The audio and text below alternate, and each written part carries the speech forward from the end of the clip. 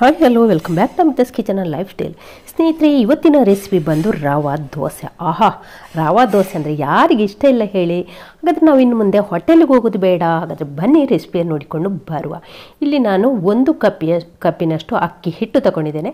ಹಾಗೆ ಅದೇ ಕಪ್ಪಲ್ಲಿ ಅರ್ಧ ಕಪ್ಪಿನಷ್ಟು ಚಿರೋಟಿ ರವೆ, ಸಣ್ಣ ರವೆ, ಹಾಗೆ ಕಲ್ಲರಿಗೋಸ್ಕರ 1 ಟೇಬಲ್ ಸ್ಪೂನ್ನಷ್ಟು ಕಡಲೆ ಹಿಟ್ಟು, ಒಂದು 2 ಟೇಬಲ್ ಸ್ಪೂನಷ್ಟು ಮೈದಾ, ಹಾಗೆ ರುಚಿಗೆ ಸಾಕಾಗುವಷ್ಟು ಉಪ್ಪು. ಇದನ್ನು ಹಾಕಿ ಅಂತೆಯೊಮ್ಮೆ ಚೆನ್ನಾಗಿ ಕಲಸಿಕೊಳ್ಳ, ಒಂದಕ್ಕೊಂದು ಬೆರೆಯುವ ಹಾಗೆ ಕಲಸಿಕೊಳ್ಳ. ಇವಾಗ ನಾನು ಸಣ್ಣಗೆ ಹೆಚ್ಚಿರುವಂಥ ಶುಂಠಿ, ಹಾಗೆ 4 ಕಾಯಿ ಮೆಣಸು, 1 ಕಾಯಿ ಮೆಣಸನ್ನು 4 ಭಾಗ ಮಾಡಿ ಹೀಗೆ ಚಿಕ್ಕದಾಗಿ ಹೆಚ್ಚಿಕೊಂಡಿದ್ದೇನೆ.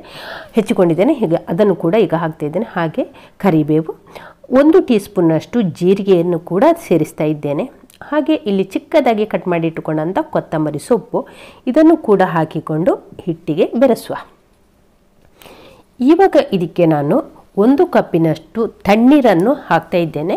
1 ಕಪ್ ನೀರು ಹಾಕಿ ಫಸ್ಟಿಗೆ ಕಲಸಿ ನೋಡು. ಒಮ್ಮೆಗೆ ನಾವು ನೀರು ಜಾಸ್ತಿ ಹಾಕಿಕೊಳ್ಳೋದು ಬೇಡ, ಯಾಕೆಂದರೆ ಹಿಟ್ಟು ಕೂಡ ಚೆನ್ನಾಗಿ ಕಲಿಸ್ಲಿಕ್ಕೆ ಬರೋದಿಲ್ಲ. ಈಗ 2 ಕಪ್ಪು ನೀರು ಹಾಕ್ತಾ ಇದ್ದೇನೆ. 2 ಕಪ್ಪು ನೀರು ಹಾಕಿ ಎಲ್ಲವನ್ನು ಕೂಡ ಒಂದಕ್ಕೊಂದು ಬೆರೆಯುವ ಹಾಗೆ ಹಿಟ್ಟನ್ನು ಕಲಸಿಕೊಳ್ಳುವ. ನೋಡಿ, ಹೀಗೆ ಚೆನ್ನಾಗಿ ಕಲಸಿಕೊಂಡ ನಂತರ ಈಗ ನೋಡಿ 2 ಕಪ್ಪಿನಷ್ಟು ನೀರು ಹಾಕಿ ಹಿಟ್ಟು ಕಲಸಿದ್ದೇನೆ. ಆದರೆ ಹಿಟ್ಟು ಈಗ ಗಟ್ಟಿಯೇ ಉಂಟು ನೋಡಿ. ಅಂದರೆ ಈ ಪ್ರಮಾಣದಲ್ಲಿ ಜಾಸ್ತಿ ನೀರು ಹಾಕೋದು ಬೇಡ. 2 ಕಪ್ ನೀರು ಹಾಕಿ ಹಿಟ್ಟನ್ನು ಕಲಸಿಕೊಳ್ಬೇಕು. ಇಲ್ಲದಿದ್ದರೆ ನೀರು ಜಾಸ್ತಿ ಇದ್ದರೆ ಉಂಟಲ್ಲ, ಬೇಗ ನಮಗೆ ಹಿಟ್ಟು ಕಲಸಲಿಕ್ಕೆ ಆಗೋದಿಲ್ಲ. ಈಗ ಪುನಃ 1 ಕಪ್ಪು ನೀರು ಹಾಕ್ತಾ ಇದ್ದೇನೆ. ಈಗ ನಾನು ಟೋಟಲಿ 3 ಕಪ್ಪಿನಷ್ಟು ನೀರನ್ನು ಹಾಕಿ ಹಿಟ್ಟನ್ನು ಹದಗೊಳಿಸ್ತಾ ಇದ್ದೇನೆ. ಇವಾಗ ನೋಡಿ, ಹಿಟ್ಟು ಈ ರೀತಿ ಬಂದಿದೆ ನೋಡಿ. ಹೀಗೆ ಬಂದಿದೆ. ಇವಾಗ ನಾವು ಇದನ್ನು ಮುಚ್ಚಳ ಮುಚ್ಚಿ ಒಂದು 15 ನಿಮಿಷ ಹೀಗೆ ನೆನೆಯಲಿಕ್ಕೆ ಬಿಡುವ. ಸ್ನೇಹಿತರೆ, ಈಗ ದೋಸೆಗೊಂದು ಚಟ್ನಿ ಆಗಬೇಕಲ್ಲ? ಹೌದು, ಬನ್ನಿ ಟೊಮೆಟೊ ಚಟ್ನಿ ಮಾಡುವ. ಟೊಮೆಟೊ ಚಟ್ನಿಗೆ ನಾನಿಲ್ಲಿ ಕೊಬ್ಬರಿ ಎಣ್ಣೆ ಕಾಯಲಿಕ್ಕೆ ಇಟ್ಟಿದ್ದೇನೆ. ಅದಕ್ಕೆ 1 ಟೇಬಲ್ ಸ್ಪೂನ್ನಷ್ಟು ಉದ್ದಿನಬೇಳೆ ಹಾಕಿದ್ದೇನೆ. ಉದ್ದಿನಬೇಳೆ ಒಂದು ಸ್ವಲ್ಪ ಹೀಗೆ ಫ್ರೈ ಮಾಡಿಕೊಳ್ಳುವ. ಉದ್ದಿನಬೇಳೆ ಸ್ವಲ್ಪ ಕಾದ ನಂತರ ಇಲ್ಲಿ 4-5 ಬ್ಯಾಡಗಿ ಮೆಣಸನ್ನು ಕೂಡ ಹಾಕಿದ್ದೇನೆ. ಬ್ಯಾಡಗಿ ಮೆಣಸನ್ನು ಕೂಡ ಒಂದು ಸ್ವಲ್ಪ ಫ್ರೈ ಮಾಡಿಕೊಳ್ಳಬೇಕು. ಇದು ನಿಮಗೆ ಊರ ಮೆಣಸನ್ನು ಕೂಡ ಸೇರಿಸಿಕೊಳ್ಬೋದು. ಹಾಗೆ ಸ್ವಲ್ಪ ಉದ್ದಿನಬೇಳೆ ಕೆಂಪಗಾದ ನಂತರ 5-6 ಎಸಳು ಬೆಳ್ಳುಳ್ಳಿಯನ್ನು ಕೂಡ ಕಟ್ ಮಾಡಿ ಹಾಕಿದೆ. ಹಾಗೆ ಒಂದು ತುಂಡು ಶುಂಠಿ, ಹಾಗೆ ಒಂದು ಸ್ವಲ್ಪ ಬೇವು ಸೊಪ್ಪನ್ನು ಕೂಡ ಹಾಕಿ ಒಂದು ಸ್ವಲ್ಪ ಫ್ರೈ ಮಾಡಿಕೊಳ್ಳುವ. ಫ್ರೈ ಆದ ನಂತರ ಇಲ್ಲಿ ನಾನು 1 ದೊಡ್ಡ ಈರುಳ್ಳಿಯನ್ನು ಚಿಕ್ಕದಾಗಿ ಕಟ್ ಮಾಡಿಕೊಂಡು ಹಾಕಿದ್ದೇನೆ. ಈರುಳ್ಳಿ ಒಂದು ಸ್ವಲ್ಪ ಕೆಂಪಗಾದ ನಂತರ ಇಲ್ಲಿ ಒಂದು 6 ಟೊಮೆಟೊವನ್ನು ಕೂಡ ಹೀಗೆ ಕಟ್ ಮಾಡಿ ಹಾಕಿದ್ದೇನೆ. ಇದು ಹುಳಿ ಟೊಮೆಟೊ, ಆದ ಕಾರಣ ನಾನಿಲ್ಲಿ ಹುಳಿಯನ್ನು ಸೇರಿಸುವುದಿಲ್ಲ. ಈ ಹುಳಿಯೇ ಸಾಕು. ಇನ್ನೊಂದು ಟೊಮೆಟೊ ತಗೊಂಡ್ರೆ ಹುಳಿ, ಒಂದು ಸ್ವಲ್ಪ ಹುಣಸೆ ಹುಳಿಯನ್ನು ಕೂಡ ಸೇರಿಸಬೇಕಾಗ್ತದೆ. ಅಂದರೆ ಸ್ವಲ್ಪ ಟೇಸ್ಟ್ ಚೆನ್ನಾಗಿರ್ತದೆ. ಹಾಗೆ ರುಚಿಗೆ ಬೇಕಾಗುವಷ್ಟು ಉಪ್ಪನ್ನು ಹಾಕಿದರೆ ಟೊಮೆಟೊ ಕೂಡ ಬೇಗನೆ ಮೆತ್ತಗಾಗ್ತದೆ. ಹಾಗೆ ಇದನ್ನೆಲ್ಲ ಬೆಂಕಿಯನ್ನು ಜಾಸ್ತಿ ಇಟ್ಟು ಒಂದು ಸ್ವಲ್ಪ ಫ್ರೈ ಮಾಡಿಕೊಳ್ಳ. ಚೆನ್ನಾಗಿ ಫ್ರೈ ಆದ ನಂತರ ಬೆಂಕಿಯನ್ನು ಸಿಮ್ಮಿಗಿಟ್ಟು ಮುಚ್ಚಳ ಮುಚ್ಚಿ ಒಂದು ಸ್ವಲ್ಪ ಹೊತ್ತು ಇದನ್ನು ಬಾಡಿಸಿಕೊಳ್ಳುವ. ಇದು ಚೆನ್ನಾಗಿ ಮೆತ್ತಗಾಗಬೇಕು. ಇವಾಗ ನೋಡಿ, ಟೊಮೆಟೊ ಎಲ್ಲ ಮೆತ್ತಗೆ ಆಗಿದೆ ನೋಡಿ. ಹೀಗೆ ಚೆನ್ನಾಗಿ ಮೆತ್ತಗಾಗಿದೆ ನೋಡಿ. ಇಷ್ಟು ಆದರೆ ಸಾಕಾಗ್ತದೆ. ನಾವು ಉಪ್ಪು ಕೂಡ ಹಾಕಿದ್ದೇವೆ, ಆದ ಕಾರಣ ಟೊಮೆಟೊ ಕೂಡ ಬೇಗನೆ ಮೆತ್ತಗಾಯಿತು. ಇಷ್ಟು ಆದ ನಂತರ ನಾವೀಗ ಸ್ಟವ್ ಆಫ್ ಮಾಡಿಕೊಳ್ಳುವ. ಹಾಗೆ ಪೂರ್ತಿ ತಣ್ಣಗಾಗಲಿಕ್ಕೆ ಬಿಡುವ. ಪೂರ್ತಿ ತಣ್ಣಗಾದ ನಂತರ ಇದನ್ನು ಮಿಕ್ಸರ್ ಜಾರಿಗೆ ಹಾಕಿ ಗ್ರೈಂಡ್ ಮಾಡಿಕೊಳ್ಬೇಕು. ಇದಕ್ಕೆ ಜಾಸ್ತಿ ನೀರು ಹಾಕುವುದೇನು ಬೇಡ.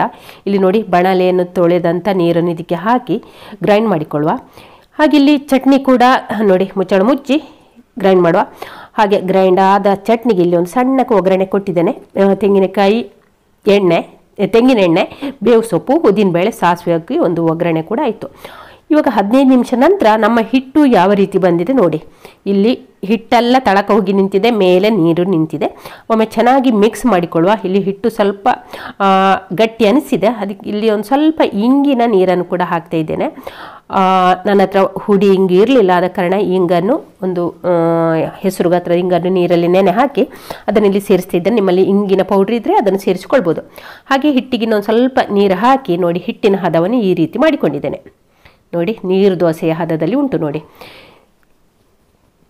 ಇವಾಗ ಇನ್ನೊಂದು ಸ್ವಲ್ಪ ನೀರು ಹಾಕಿದ್ದೇನೆ. ಅದು ಸ್ವಲ್ಪ ಗಟ್ಟಿ ಅನಿಸಿತ್ತು ನನಗೆ. ಹಾಗೆ ನೋಡಿ, ಈ ರೀತಿ ಮಾಡಿಕೊಳ್ಬೇಕು. ನೀರು ದೋಸೆಯ ಹದಕ್ಕೆ ಉಂಟು ಇವಾಗ ನೋಡಿ. ಅಂದಾಜು ಆಗ್ತದಲ್ಲ, ನೀವು ಒಂದು ದೋಸೆಯನ್ನು ಹಾಕಿ ನೋಡಾಗ ನಿಮಗೆ ಅಂದಾಜು ಗೊತ್ತಾಗ್ತದೆ. ಅನಂತರ ಹಿಟ್ಟನ್ನು ಹದ ಮಾಡಿಕೊಂಡ್ರೆ ಆಯಿತು. ಇವಾಗ ಇಲ್ಲಿ ನಾನು ಕಬ್ಬಿಣದ ಕಾವಲಿಯನ್ನು ಕಾಯಲಿಕ್ಕೆ ಇಟ್ಟಿದ್ದೇನೆ. ಎಳ್ಳೆಣ್ಣೆ ಹಾಕಿ ಬಾಳೆ ದಿಂಡಲ್ಲಿ ಚೆನ್ನಾಗಿ ಕಾವಲಿಯನ್ನು ಒರೆಸಿಕೊಳ್ಬೇಕು. ಕಾವಲಿ ಕೂಡ ಚೆನ್ನಾಗಿ ಕಾದಿರಬೇಕು.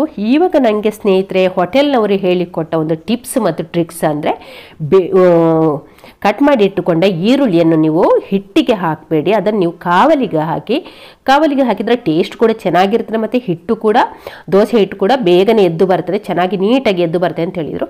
ಹಾಗೆ ದೋಸೆಯನ್ನು ತೆಕ್ಕೊಂಡು ಹಿಟ್ಟನ್ನು ತೆಕ್ಕೊಂಡು ನೀರು ದೋಸೆ ನಾವು ಹೇಗೆ ಹಾಕ್ತೀವಿ ಅದೇ ರೀತಿ ಹಾಕಿದರೆ ಆಯಿತು ನೋಡಿ. ಹಾಕಿ ಮುಚ್ಚಳ ಮುಚ್ಚಿ ಒಂದು 2 ನಿಮಿಷ ಮುಚ್ಚಳ ಮುಚ್ಚಿ ಬೇಯಿಸ್ಕೊಳ್ಳೋ. ಆನಂತರ ಮುಚ್ಚಳವನ್ನು ತೆಗೆದು ಬೆಂಕಿಯನ್ನು ಸ್ವಲ್ಪ ಮೀಡಿಯಂ ಫ್ಲೇಮಿಗೆ ಇಟ್ಟುಕೊಂಡು ಹೀಗೆ ರೋಸ್ಟ್ ಆಗಿ ಮಾಡುವ. ನೋಡಿ ಏನು ಹಿಟ್ಟು ಎದ್ದು ಬರ್ತದ ಇಲ್ವ ಅಂತ ನಿಮಗೆ ಟೆನ್ಷನ್ ಬೇಡ. ನೋಡಿ ಎಷ್ಟು ನೀಟಾಗಿ ಎಷ್ಟು ಕ್ಲೀನಾಗಿ ಎದ್ದು ಬಂದಿದೆ. ಹಾಗೆ ನೋಡಿ ಸಖತ್ತಾಗಿ ಬಂದಿದೆ. ನಮಗೆ ಹೋಟೆಲಲ್ಲಿ ಯಾವ ರೀತಿ ಸಿಗ್ತದಲ್ಲ ಅದೇ ರೀತಿ ನಮಗೆ ಮನೆಯಲ್ಲಿ ಕೂಡ ದೋಸೆ ಮಾಡ್ಬೋದು. ಹೋಟೆಲ್ಗೆ ಹೋಗಿ ಡಬಲ್ ಹಣ ಕೊಟ್ಟು ದೋಸೆಯನ್ನು ತಿನ್ನಬೇಕು ಅಂತೇನಿಲ್ಲ, ಮನೆಯಲ್ಲಿ ಮಾಡ್ಬೋದು. ನೋಡಿ ಹಾಗೆ ಇನ್ನೊಂದು ದೋಸೆ ನಾನಿಲ್ಲಿ ಮಾಡ್ತಾ ಇದ್ದೇನೆ. ಫಸ್ಟಿಗೆ ಚಿಕ್ಕದಾಗಿ ಕಟ್ ಮಾಡಿ ಇಟ್ಕೊಂಡು ಈರುಳ್ಳಿಯನ್ನು ಹಾಕುವ. ಬೆಂಕಿ ಮೀಡಿಯಂ ಫ್ಲೇಮಲ್ಲಿ ಇಟ್ಕೊಳ್ಳಿ. ಬೆಂಕಿಯನ್ನು ಹೆಚ್ಚು ಕಡಿಮೆ ಮಾಡಬೇಡಿ, ಒಂದೇ ಹದದಲ್ಲಿ ಯಾವಾಗಲೂ ಇರಲಿ. ಹಾಗೆ ಪ್ರತಿ ಸಲ ಕೂಡ ನಾವು ದೋಸೆಯನ್ನು ಹಾಕುವಾಗ ಇಲ್ಲಿ ಹಿಟ್ಟನ್ನು ಕದಲ್ಬೇಕು, ಇಲ್ಲದ್ರೆ ಉಂಟಲ್ಲ ಗಟ್ಟಿ ಹಿಟ್ಟು ಎಲ್ಲ ಹೋಗಿ ಕೆಳಗೆ ನಿಲ್ತದೆ, ನೀರು ಮಾತ್ರ ಮೇಲೆ ನಿಲ್ತದೆ. ಅದಕ್ಕೋಸ್ಕರ ಪ್ರತಿ ಸಲ ಕೂಡ ದೋಸೆ ಹಾಕುವಾಗ ನಾವು ಹಿಟ್ಟನ್ನು ಹೀಗೆ ಹಾಕಿಕೊಳ್ಬೇಕು. ನೋಡಿ ಹೀಗೆ ನೀರು ದೋಸೆ ಥರವೇ ಹಾಕಿದರೆ ಆಯಿತು. ನೀರು ದೋಸೆ ಹಾಕಲಿಕ್ಕೆ ಎಲ್ಲರಿಗೂ ಬರ್ತದಲ್ಲ, ಹಾಗೆ 1-2 ದೋಸೆ ಹಾಕಿದ ನಂತರ ನಿಮಗೆ ಕರೆಕ್ಟಾಗಿ ಸೆಟ್ ಆಗ್ತದೆ ಯಾವ ರೀತಿ ಮಾಡಬೇಕು ಅಂತ. ಹಾಗೆ ಹಿಟ್ಟನ್ನು ಹಾಕಿ ಮುಚ್ಚಳ ಮುಚ್ಚಬೇಕು. ಮುಚ್ಚಳ ಮುಚ್ಚದಿದ್ರೂ ಆಗ್ತದೆ, ಮುಚ್ಚಳ ಮುಚ್ಚಿದ್ರೂ ಆಗ್ತದೆ, ಹೇಗೂ ಬೇಕಾದ್ರೂ ಮಾಡ್ಬೋದು. ಹಾಗೆ ನೋಡಿ ಇವಾಗ 2ನೇ ದೋಸೆ ಹಾಕಿದ್ದೇನೆ. ನೋಡಿ ಯಾವುದೇ ಟೆನ್ಷನ್ ಬೇಡ, ನಿಮಗೆ ದೋಸೆ ಹೇಳ್ತದಿಲ್ವ ನೋಡಿ. ಇಲ್ಲಿ ನಾನು ಉಂಟಲ್ಲ 2 ಕಾವಲಿಯನ್ನು ಇಟ್ಕೊಂಡಿದ್ದೇನೆ. ಇಲ್ಲಿ ನೋಡಿ ಇಲ್ಲಿ ಈ ಕಡೆ ಒಂದು ನಾನ್ ಸ್ಟಿಕ್ ತವ ಕೂಡ ಇಟ್ಟುಕೊಂಡಿದ್ದೇನೆ. ಅದಕ್ಕೆ ಕೂಡ ಎಣ್ಣೆ ಹಾಕಿ ಚೆನ್ನಾಗಿ ಸವರಿದ್ದೇನೆ. ಬೆಂಕಿಯನ್ನು ಕೂಡ ಮೀಡಿಯಂ ಫ್ಲೇಮಲ್ಲಿ ಇಟ್ಟುಕೊಂಡಿದ್ದೇನೆ. ಕಾವಲಿ ಚೆನ್ನಾಗಿ ಕಾದ ನಂತರ ಮೀಡಿಯಂ ಫ್ಲೇಮಲ್ಲಿ ಇಟ್ಟುಕೊಂಡು ಮೊದಲಿಗೆ ಆನಿಯನ್ ಹಾಕಿ ಆನಂತರ ಹಿಟ್ಟನ್ನು ಹಾಕಿದ್ದೇನೆ. ಹಾಗೆ ನಾವು 2 ಕಾವಲಿಯನ್ನು ಇಟ್ಟುಕೊಂಡು ದೋಸೆ ಮಾಡಿದ್ರೆ ಉಂಟಲ್ಲ ಎಷ್ಟು ಜನರಿಗೆ ಕೂಡ ಇಲ್ಲಿ ದೋಸೆ ಮಾಡ್ಬೋದು. ಸ್ವಲ್ಪ ಆಗೋದೊಂದು ನಿಧಾನ ಆದರೂ 2 ಕಾವಲಿ ಇಟ್ಟರೆ ನಮಗೆ ಉಂಟಲ್ಲ ರಪ ದೋಸೆ ಆಗ್ತದೆ. ಹಾಗೆ ತುಂಬಾ ಟೇಸ್ಟ್ ಆಗಿರ್ತದೆ. ಬೇಕಾದರೆ ಇಲ್ಲಿ ನೀವು ತೆಂಗಿನಕಾಯಿ ತುರಿ ಕೂಡ ಸೇರಿಸ್ಕೊಳ್ಬೋದು, ಇಷ್ಟ ಇದ್ದವ್ರು ಸೇರಿಸ್ಕೊಳ್ಬೋದು. ನಾನಿಲ್ಲಿ ತೆಂಗಿನಕಾಯಿ ತುರಿ ಹಾಕಲಿಲ್ಲ. ಹಾಗೆ ನೋಡಿ ನಾನ್ ಸ್ಟಿಕ್ ತವದಲ್ಲಿ ಕೂಡ ಎಷ್ಟೊಂದು ಚೆನ್ನಾಗಿ ಬಂದಿದೆ. ನೋಡಿ ಬೆರಳಲ್ಲಿ ಉಗುರಲ್ಲಿ ಇದನ್ನು ನಾವು ತೆಗಿಬೋದು, ನಮಗೆ ಇದಕ್ಕೆ ಸೌಟಿ ಏನು ಬೇಡ. ನೋಡಿ ಅದೇ ತನ್ನಿಂತಾನೇ ಎದ್ದು ಬರ್ತದೆ. ಹಾಗೆ ನೋಡಿ ಇಲ್ಲಿ 2 ಕಾವಲಿಯನ್ನು ಕೂಡ ಒಮ್ಮೆಗೆ ಇಟ್ಟಿದ್ದೇನೆ, ಅಂದರೆ ಬೇಗ ದೋಸೆ ಆಗ್ತದೆ. ಹಾಗೆ ಸ್ನೇಹಿತರೆ ಈ ರೆಸಿಪಿ ನಿಮಗೆ ಇಷ್ಟ ಆಗಿರ್ಬೋದು ಅಂತ ಅಂದ್ಕೊಂಡಿದ್ದೇನೆ.